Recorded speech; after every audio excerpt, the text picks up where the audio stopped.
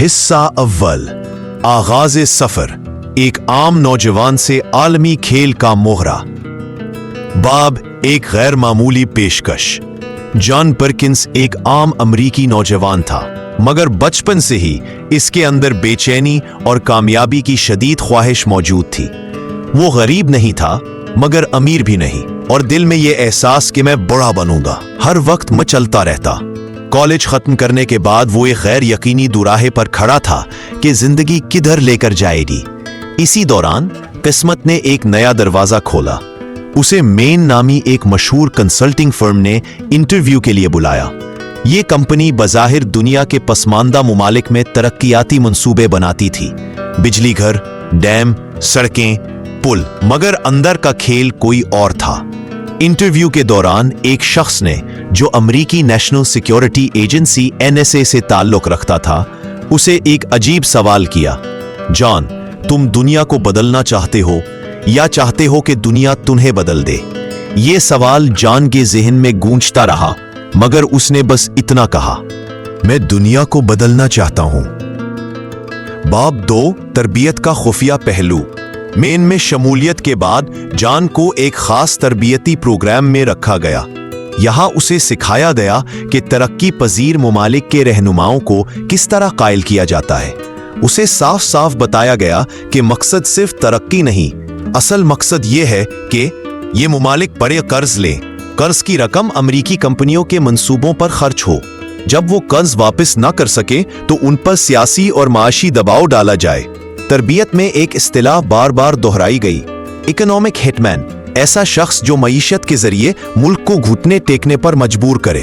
John को कहा गया, तुम बंदूक नहीं उठाओगे, लेकिन तुम्हारी कलम और तुम्हारे मुआहदे एक बंदूक से ज्यादा खतरनाक होंगे।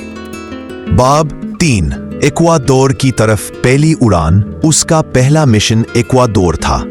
जॉन को बताया गया कि यह मुल्क तेल के ज़खायर से मालामाल है, मगर मईशत कमजोर है। मंसूबा यह था कि सदर जाइमे रोल्दोस को तरक्की के बड़े बड़े ख्वाब दिखाकर अरबों डॉलर के कर्ज में जकड़ दिया जाए। जब वो कीतो के एयरपोर्ट पर उतरा तो ऊंचे पहाड़ बादलों में लिपटे थे और गलियों में बच्चों की हंसी गूंज रही थी।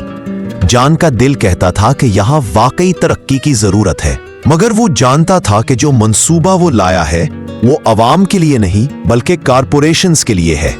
सदर रोल्दोस एक सादा मगर मजबूत इरादों वाले शख्स थे। उन्होंने जॉन की बात गौर से सुनी, फिर कहा, जॉन, मैं तरक्की चाहता हूं, मगर ऐसी तरक्की नहीं जो मेरी कौम को गुलाम बना दे। यह सुनकर जॉन के दिल में हलचल मच गई। ये पहला लम्हा था जब उसने अपने किरदार पर शक किया। बाब 4, अंदरूनी कशमकश का आगाज।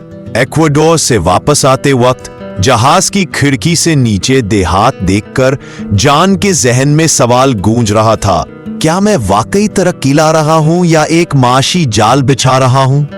मगर इस सवाल का जवाब देना उस वक्त आसान नहीं था, क्योंकि उसके सामने ऐशो आराम, बड़ी तनख्वाह और दुनिया भर के सफर का लालच भी था। बाब 5, समुंदरी दहलीज का मुल्क। 1970 की दहाई में पानामा छोटा सा मगर निहायत स्ट्रैटेजिक मुल्क था, क्योंकि यहाँ से दुनिया का मशहूर पैनामा कनाल गुजरता था, एक ऐसा आबी रास्ता जो बहरुल काहिल और बहरे अटलांटिक को जोड़ता है और आलमी तिजारत की शहरग समझा जाता है। अमरीका उस नहर को बराह रास्त कंट्रोल करता था और इसका मतलब ये था कि पानामा अमलन एक आजाद मुल्क होते हुए भी एक बड़ी ताकत की गिरफ्त में था। जॉन परकिंस को यहाँ भेजने का मकसद वाज़ेह था, मुल्क के हुक्मरान को तरक्कियाती मंसूबों का जाल पेश करके कर्ज में जकड़ना और उस कर्ज के बदले ऐसे मुआहदे कराना जो अमेरिका को नहर और दीगर वसाइल पर अपना कंट्रोल बरकरार रखने में मदद दे। बाब 6, जनरल उमर तोरीखौस से मुलाकात। जनरल उमर तोरीखौस कोई आम सियासतदान नहीं थे। दरमियाना कद, फौजी यूनिफॉर्म और एक ऐसा अंदाजे गुफ्तगू जो दोस्त भी बना सकता था और दुश्मन को भी सोचने पर मजबूर कर देता था। वो अवाम में मकबूल थे क्योंकि उन्होंने गरीबों के लिए स्कूल और मकानात बनवाए और वो अमरीकी बालादस्ती के खिलाफ खुलकर बोलते थे। पानामा सिटी के एक सरकारी हॉल में पहली मुलाकात के दौरान तोरीखौस ने जॉन की आंखों में सीधा देखते हुए कहा, मैं तुम्हारा खेल जानता हूं, जान, तुम्हारे मुल्क का खेल। कर्ज दो और फिर हमारी गर्दन पकड़ लो। जान इस खुलेपन से चौंक गया। उसने नर्म लहजे में कहा, जनरल, हम आपको तरक्की दिलाने आए हैं। तुरीखौस ने हंसकर जवाब दिया, तरक्की या गुलामी, ये फर्क शायद तुम्हें सिखाया ही नहीं गया। बाब 7, सौदे की नाकामी। जान ने कई दिन टोरिखोस को कायल करने की कोशिश की। उसने नहर के आसपास के इलाके में जदीद इंफ्रास्ट्रक्चर, हवाई अड्डे और तिजारती मराकज के मंसूबे पेश किए, मगर जनरल ने साफ कह दिया, मैं अपने आवाम को कर्ज में डुबोकर अमेरिका का गुलाम नहीं बनाऊंगा। अगर नहर हमारी है तो उस पर हक भी हमारा होना चाहिए। ये वो लम्हा था जब जान ने पहली बार एक ऐसा रहनुमा देखा जो अमेरिका के माशी दबाव के आगे झुकने से इनकार कर रहा था। उसने ना सिर्फ मंसूबे को रद्द किया बल्कि अमेरिका से नहर का कंट्रोल वापस लेने के लिए मुआहदों पर जोर दिया। बाब 8, बढ़ता हुआ तनाव। जान वापस अमेरिका लौट आया, मगर उस मिशन की नाकामी उसके रिकॉर्ड पर लिखी गई। ऊपर से दबाव बढ़ रहा था। वॉशिंगटन में हुकूमती और कॉरपोरेट हलकों को टोरेखोस की पॉलिसी से सख्त परेशानी थी। जान को इशारे मिलने लगे कि अगर कोई रहनुमा इकोनॉमिक हिटमैन के जाल में ना आए तो फिर जैकल्स हरकत में आते हैं, वो लोग जो सियासी कत्ल या बगावत करवा देते हैं। जान के दिल में एक अजीब सा खौफ बैठ गया। वो जानता था कि तुरीखोस का अंजाम क्या हो सकता है। बाब 9, बारिशों का शहर जकार्ता। जब जान का जहाज जकार्ता के एयरपोर्ट पर उतरा, फजा में बारिश की मटियाली खुशबू घिली हुई थी। एयरपोर्ट से निकलते ही उसने देखा कि एक तरफ शानदार सरकारी इमारतें खड़ी हैं और दूसरी तरफ मट्टी के कच्चे मकान जहां बच्चे बरसात के पानी में खेल रहे हैं। ये तजाद ही उसके मिशन का मरकज था। तरक्की का वादा उन लोगों के लिए, मगर असल फायदा कहीं और जाने वाला था। बाब 10, मिशन की ब्रीफिंग। इस बार उसका काम बड़ा था। इंडोनेशिया दुनिया के सबसे बड़े जजायर पर मुश्तमिल मुल्क, कुदरती वसाइल में मालामाल था मगर सियासी तौर पर गैर मुस्तहकम।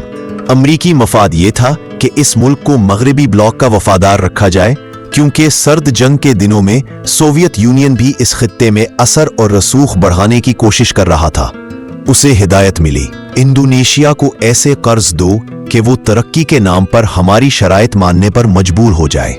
बिजली घर, डैम, पोर्ट्स, हाईवेज, ये सब अमरीकी कारोबारी इदारे बनाएंगे और बिल इंडोनेशिया देगा। बाब 11, ख्वाब बेचने की महफिल। एक वसी कॉन्फ्रेंस रूम में जहां छत पर पुराने तर्ज के पंखे घूम रहे थे, जान ने इंडोनेशी वज़रा को रंगीन चार्ट और खाके दिखाए। ये मंसूबे आपको एशिया का इक्तिसादी दिल बना देंगे। इसकी आवाज में एतमाद था, मगर दिल के किसी कोने में वो जानता था कि ये वादे हकीकत से ज्यादा एक जाल है। एक वजीर ने एहतियात से सवाल किया, और अगर हम ये कर्ज वापस ना कर सके? जान के लबों पर तरबियत याफ्ता मुस्कुराहट आई। सर, तरक्की खुद कर्ज चुका देगी।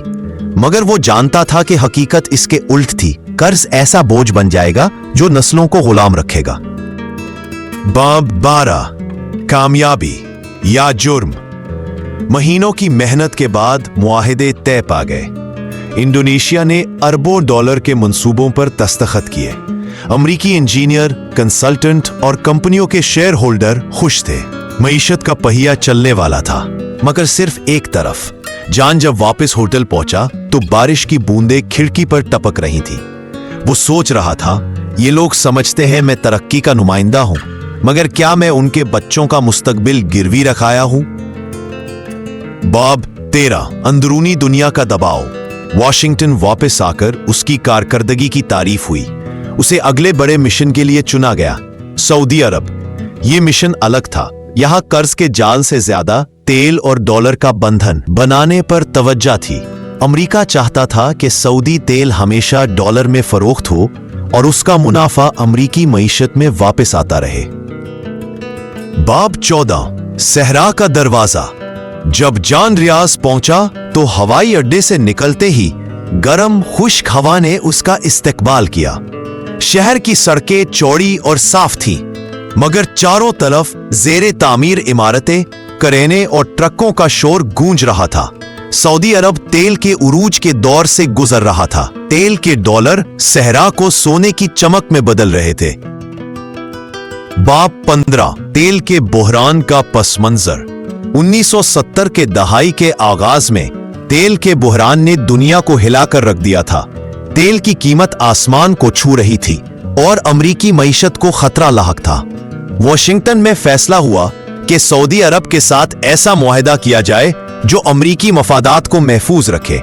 मंसूबा सादा मगर गहरा था। सऊदी तेल हमेशा डॉलर में फरोख्त होगा। तेल की कमाई का बड़ा हिस्सा अमरीकी बैंकों में रखा जाएगा। ये पैसा अमरीकी कंपनियों के जरिए सऊदी तरक्कियाती मंसूबों पर लगाया जाएगा। यूं ना सिर्फ तेल की मंडी अमरीकी कंट्रोल में आ जाती, बल्कि सऊदी मईशत भी अमरीका के मालियाती निजाम से जुड़ जाती। बाब 16 शाही मुलाकातें। जान को एक खास शाही इस्तकबालिया में बुलाया गया। महल के अंदरूनी हॉल की छत पर सुनहरे झाड़ फानूस झूल रहे थे। कालीन इतने नरम थे कि पांव फंस जाते। सफेद थोब और स्याह अबाया पहने शाही खानदान के अफराद इसके गिर्द बैठे थे। एक शहजादे ने मुस्कुरा कर कहा, मिस्टर पर्किंस, हम चाहते हैं हमारा मुल्क दुनिया का जदीद तरीन मुल्क बने। जान ने मौका गनीमत जाना और रंगीन चार्ट, पावर प्लांट्स, शाहराहों और जदीद शहरों के खाके पेश कर दिए। हर मंसूबा अरबों डॉलर का था और हर डॉलर वापस अमरीकी मईशत में जाने वाला था। बाब 17 सोने का पिंजरा। सऊदी हुक्मरानों ने मुआहिदे पर दस्तखत कर दिए। अगले बरसों में रियाज, जद्दा और दमाम में फलक बोस इमारतें, वसी शाहराहें और जदीद एयरपोर्ट बनने लगे। सहरा में सब्जा उगने लगा। मगर इस सब के पीछे एक खामोश हकीकत थी। सऊदी मईशत की धड़कन अब अमरीकी दिल से जुड़ चुकी थी। जान जानता था कि ये कर्ज नहीं था, बल्कि एक बंधन था। ऐसा बंधन जिसमें कैद महसूस नहीं होती, क्योंकि कैद का पिंजरा सोने का था। बाब 18 ज़मीर की दस्तक। एक शाम जद्दा के साहिल पर बैठे उसने खलीज के नीले पानी को देखा। समंदर पुरसुकून था, मगर जान के अंदर तूफान उठ रहा था। क्या मैं वाकई उनके लिए खुशहाली ला रहा हूं, या बस एक ऐसा निजाम बुन रहा हूं जिससे ये कभी आजाद ना हो सके। बाब 19 इक्वाडोर, जाइमे रोल्दोस का अज़्म। जॉन पर्किंस कई बार इक्वाडोर आ चुका था, मगर इस बार फजा में एक अलग सा तनाव था। सदर जाइमे रोल्दोस एक मुख्तलिफ लीडर थे, अवामी, साफ गो और करप्शन के सख्त मुखालिफ। इनके जलसों में गरीब किसान, मजदूर और यूनिवर्सिटी के नौजवान वालेहाना नारे लगाते। जॉन ने इन्हें तरक्कियाती मंसूबों की पेशकश की, मगर रोल्दोस ने सीधा सवाल किया, ये कर्ज किस कीमत पर मिलेगा? क्या इसके बदले हमें अपनी जमीन और तेल बेचना पड़ेगा? जॉन के पास सिखाया गया जवाब था, मगर रोल्दोस की आंखों में ऐसी सच्चाई थी कि झूठ फेंका पड़ गया। चंद माह बाद रोल्दोस ने ऐलान किया कि वो एक नया ऑयल पॉलिसी बिल लाएंगे, जिससे इक्वाडोर के तेल का कंट्रोल मुकम्मल तौर पर अवाम के हाथ में होगा। ये ऐलान वॉशिंगटन के लिए खतरे की घंटी था। बाब 20 पानामा, उमर तोरिखोस का ख्वाब। उसी दौरान पानामा में जनरल उमर तोरिखोस भी अमरीकी दबाव के खिलाफ खड़े थे। वो न सिर्फ पानामा कैनाल का कंट्रोल वापस लेना चाहते थे, बल्कि अपने मुल्क को मुआशी खुद मुख्तारी दिलाने के लिए तैयार थे। तोरिखोस अक्सर कहते, हम अमरीका के दोस्त बन सकते हैं, गुलाम नहीं। ये जुमला जान के दिल में गूंजता रहता, क्योंकि वो जानता था कि ऐसी सोच रखने वाले रहनुमाओं के लिए रास्ता कितना खतरनाक है। बाब 21 जैकल्स का साया। वॉशिंगटन में ये बात वाज़ेह हो चुकी थी कि रोल्दोस और तोरिखोस दोनों इकोनॉमिक हिटमैन के मंसूबों में फंसने वाले नहीं हैं। जान को बराह रास्त इशारा मिला, अगर वो कर्ज के रास्ते पर नहीं आते तो जैकल्स आएंगे। जान जानता था कि जैकल्स का मतलब क्या है। वो खुफिया ऑपरेशंस, बगावतें और हादसात जो हादसे नहीं होते। बाब 22 दो हादसे या कत्ल। 24 मई 1981 को खबर आई, सदर जाइमे रोल्दोस का तैयारा पहाड़ों में गिरकर तबाह हो गया। सरकारी रिपोर्ट में उसे हादसा कहा गया, मगर जान के दिल में एक ही बात थी, ये हादसा नहीं था। 2 माह बाद 31 जुलाई को जनरल उमर तोरिखोस का तैयारा भी गिर गया। जान उस वक्त बॉस्टन में था। जब उसने खबर सुनी, वो कुर्सी पर बैठा रह गया, हाथ कांप रहे थे। पहले रोल्दोस, फिर तोरीखोस, मैं जानता हूं ये सब किसका खेल है। बाब 23, जमीर की चीख। वो दो मौतों ने जान को अंदर से तोड़ दिया।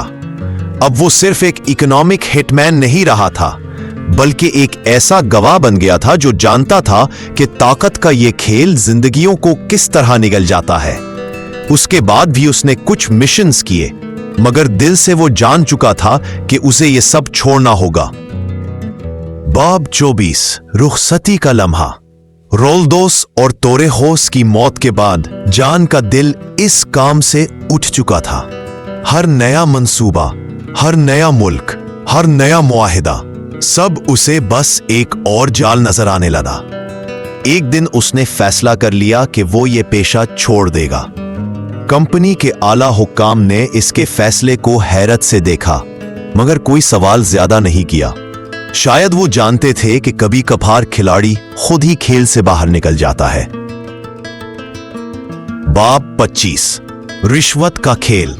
रुखसती के बाद भी जान को बार बार पेशकशें मिलती रहीं। उसे मुख्तलिफ कंपनियों में आला ओहदे और लाखों डॉलर की तनख्वाहें ऑफर की गई। बस शर्त यह थी कि वो खामोश रहे। कुछ सालों तक वो इस खामोशी की कीमत लेता रहा। दुनिया के मुख्तलिफ हिस्सों में सफर करता, लग्जरी जिंदगी गुजारता, मगर अंदर से जानता था कि यह दौलत खून और धोखे से कमाई गई थी। बाब 26, खौफ की जंजीर। जब कभी वो सोचता कि सब कुछ लिख डाले, एक अजीब सा खौफ घेर लेता। खौफ के वो जैकल्स जो रोल्दोस और तोरीखोस के पीछे आए थे, वो इसके लिए भी आ सकते हैं। उसे धमकी आमेज कॉल्स मिली। कभी अजनबी लोग उसका पीछा करते नजर आए, और एक बार एक गरीब का दोस्त पुरअसरार हादसे में मारा गया। ये सब इशारे थे कि सच बोलना आसान नहीं होगा। बाब 27, बेदारी का लम्हा। वक्त गुजरता गया। 9/11 के बाद दुनिया बदल गई। जंगें शुरू हुई, कर्जों का जाल मजीद गहरा हो गया, और जान को लगा कि अगर इसने अब भी खामोशी इख्तियार की तो वो बाकी जिंदगी अपने आप को मुआफ नहीं कर पाएगा। एक रात जब वो अपनी डायरी के पुराने सफहात देख रहा था, इसने फैसला कर लिया, मैं सब लिखूंगा, चाहे उसकी कीमत मेरी जान ही क्यों ना हो। बाब 28, कलम का वार। उसने अपने पुराने नोट्स, मुआहदे और याददाश्तें इकट्ठी की। हर मुल्क, हर मुलाकात, हर खुफिया पैगाम, हर धमकी, सब कुछ कागज पर आता गया। लिखते हुए कई बार उसके हाथ कांपते, कभी आंखों में आंसू आ जाते, कभी गुस्सा उमड़ आता, मगर वो जानता था कि यह सिर्फ उसकी कहानी नहीं, ये दुनिया के करोड़ों लोगों की कहानी है जिन्हें तरक्की के नाम पर गुलाम बनाया गया। बाब 29, एतराफ का दिन। बिल आखिर confessions of an Economic hitman शाया हुई। किताब आते ही तहलका मच गया। कुछ लोगों ने उसे झूठ करार दिया, कुछ ने उसे साजिशी थ्योरी कहा, मगर हजारों कारीन ने उसमें अपनी हकीकत देखी। जान को फिर धमकियां मिली, मगर इस बार वो डरा नहीं, क्योंकि वो जानता था कि खामोशी की कैद से निकलना मौत के खौफ से आजाद होने का पहला कदम है। बाब 30, दुनिया का रद्द अमल। जब Confessions of an Economic Hitman मंजरे आम पर आई तो दुनिया भर के मीडिया ने इसे हाथों हाथ लिया। कुछ बड़े अमरीकी अखबारों ने कहा, यह एक सनसनीखेज मगर यकतरफा कहानी है। लातीनी अमेरिका के कई टीवी चैनल्स ने जॉन को हीरो के तौर पर पेश किया। अफ्रीका और एशिया में तुलबा ने इस किताब को बतौर निसाब पढ़ना शुरू किया ताकि वो आलमी मईशत के पोशीदा खेल को समझ सके। बाब 31, ताकत के ऐवानों में हलचल। वॉशिंगटन, लंदन और कुछ खलीजी दारुल हुकूमतों में यह किताब खुशी से नहीं पढ़ी गई। जॉन को कॉन्फ्रेंसों में बुलाया जाने लगा, मगर बाज औकात प्रोग्राम अचानक मनसूख कर दिए जाते। कुछ पुराने साथियों ने इससे ताल्लुक तोड़ लिया और कुछ ने खुफिया तौर पर तारीफ भी की, मगर कहा, तुमने जो लिखा वो हम सब जानते थे, बस कहने की हिम्मत नहीं हुई। बाब 32, एक नई लहर। किताब के बाद कई और लोग सामने आने लगे। कुछ साबिक CIA एजेंट्स, कुछ बैंकों के अंदरूनी मुलाजिमीन, कुछ सिफारतकार।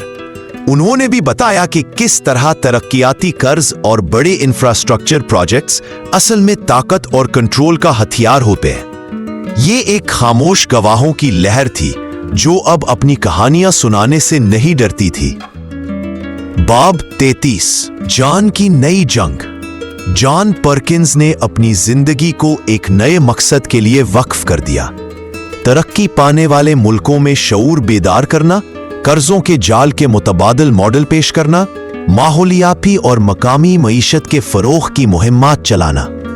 वो अब भी लेक्चर्स देता, इंटरव्यूज करता और लिखता था, मगर ये सब एक मुख्तलिफ लहजे में। अब वो एक इकोनॉमिक हिटमैन नहीं बल्कि एक इकोनॉमिक हीलियर बनने की कोशिश कर रहा था, यानी वो शख्स जो मईशत को शफा दे, गुलाम न बनाए। बाब 34, सबक। किताब के आखिर में जॉन ने जो पैगाम दिया वो सीधा और कड़वा था। दुनिया की मईशत को कंट्रोल करने वाले चंद कॉरपोरेट और सियासी इलीट्स हैं। जब तक अवाम बाशऊर नहीं होंगे और अपने वसाइल पर खुद काबिज नहीं होंगे, ये खेल जारी रहेगा। बाब 35, कहानी का इख्तिताम या आगाज। जॉन परकिंस की जाती कहानी यहां खत्म हो जाती है, मगर जो सवाल उसने उठाए वो आज भी जिंदा है। कर्ज, तरक्की, आलमी मुआहिदे, ये सब बज़ाहिर खुशनुमा मगर अक्सर जाल की तरह पेचीदा होते हैं। इसका इतराफ महज एक किताब नहीं बल्कि एक आईना था जिसमें कई मुल्कों ने अपना सिन चेहरा देखा।